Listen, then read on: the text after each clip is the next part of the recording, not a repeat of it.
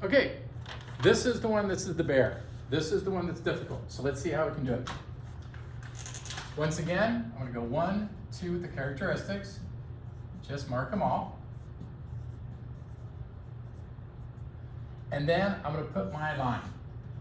I'm gonna start putting tick marks. 1, cilia with flagella. Everybody's got it, so I don't lose anybody. I go to 2, which is symmetry. Now you notice I lose the sponge.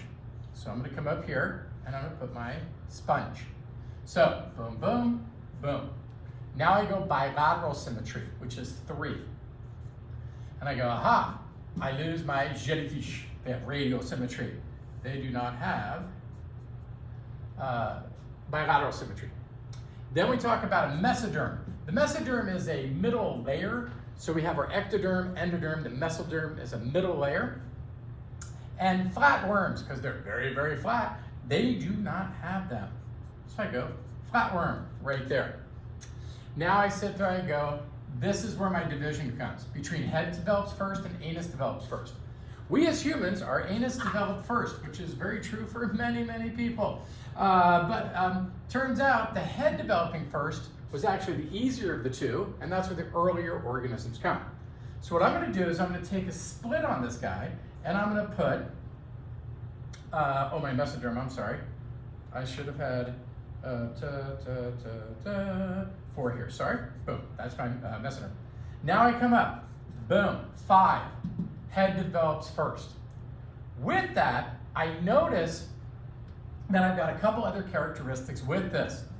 I have segmented body, calcified shell, and chitinous skeleton, okay? Now, with that, we go, the first one is segmented body. So I take this guy up, take it this way. I'm gonna go, okay, well, I'm gonna go segmented body, which is 7. Now with 7, if nothing happens from there, right, here's a segmented body, okay, segmented body there for the earthworm. Notice the earthworm doesn't have anything down below that. So I'm gonna go, oh, that's my earthworm, which is gonna be right there. There's my earthworm. But as I go and I continue down, I find that the fruit fly also has it, but it's got an additional one, which is 9. And that's gonna be fruit fly with the chitinous body. Boop, chitinous body, fruit fly goes bye-bye.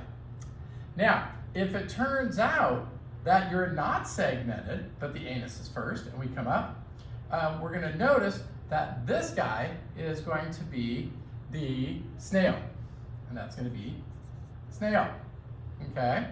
Because if we take a look at the snail, it's got those, but it doesn't have anything except for calcified. So that takes care of those. Now I continue up and I go, aha, now I can pick up anus first, okay? And with that, we've only got 2. One is if you've got a water vascular system, and that is gonna be with the starfish, and that's 10th tick mark. And then 11, well, that's if we've got a vertebrae, and that goes to human. So that's it there. Pretty complex one. Let's just do it real fast again. 1, cells with flagella, sponge don't have them, so they come up. 2, symmetry, jellyfish don't got it, so it comes up. 3, bilateral symmetry.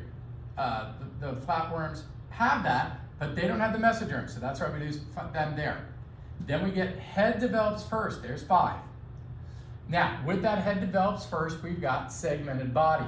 Segmented body, which is 7, goes this direction here. Because the snail has the head first, but no other characteristics except for the calcified shell. Oh, I forgot my calcified shell right there for 8 for snail. There we go, 8 for snail. Okay, then we head up this way and we go 7, segmented body, which the snails once again don't have. And then you go with that and you can have the earthworm.